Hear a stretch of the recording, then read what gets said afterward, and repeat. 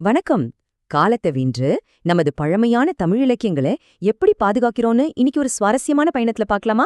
தயாரா? நூற்றாண்டுகள் பழமையான நம்ம வரலாறு வெறும் தூசியா மறைஞ்சு போறதுக்கு முன்னாடி அதை எப்படி காப்பாத்துறதுன்னு யோசிச்சிருக்கீங்களா? இன்னைக்கு வாசிக்கிறவங்களோட தேவை ரொம்ப அதிகம்.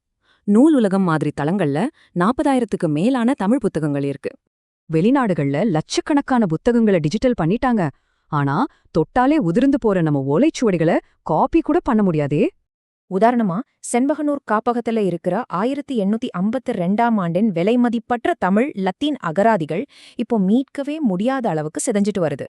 நம்ம எதை இழக்கிறோன்னு புரிஞ்சுக்க நவீன தமிழ் இலக்கியத்தோட டால்ஸ்டாய்னு கொண்டாடப்படுற வேம்பு விக்ரமன் அவங்கள பத்தி கண்டிப்பா தெரிஞ்சுக்கணும்.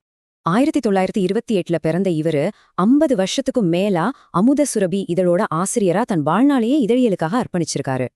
அது மட்டும் இல்லாம சோழ, பல்லவ, பாண்டிய சாம்ராஜ்யங்களை மையமா வச்சு நிறைய காவியங்கள் எழுதி ஒரு பிரம்மாண்டமான இலக்கிய உலகத்தையே படைச்சிருக்காரு.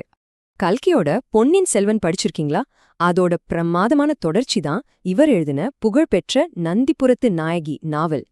ஆனா ரொம்ப வருத்தமான விஷயம், கலைமாமணி விருது வாங்கியும் இவரோட இந்த சிறந்த இதழ அரசு நூலகங்கள் முழுசா புறக்கணிச்சிட்டாங்க. அரசு அமைப்புகளே இப்படி கைவிட்டா இந்த மாபெரும் இலக்கிய மரபுகளை எப்படி காப்பாத்துறது? யார்தான் முன் வருவாங்க? இங்கதான் தன்னார்வலர்கள் உள்ள வராங்க. எளிமையான ஸ்கேனர்களை வச்சு அசால்ட்டா 1 மணி நேரத்துக்கு 1000 பக்கங்களையும் இவங்க டிஜிட்டலா மாத்துறாங்க. இதுக்கு சிறந்த உதாரணம் பொள்ளாச்சி நசன். இவர தான் வீட்ல இருந்த படியே தனி ஆளா 45,000க்கும் மேலான நூல்களை டிஜிட்டலா மாத்திருக்காரு.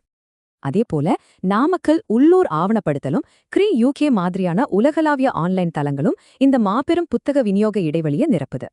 இதனால விக்ரமன் மாதிரியான எழுத்தாளர்களோட அரிய படைப்புகளை இன்னைக்கு உலகத்துல எந்த மூலையில இருக்க தமிழர்களும் ரொம்ப ஈஸியா வாசிக்க முடியுது. கடைசியா உங்களுக்கு ஒரு கேள்வி.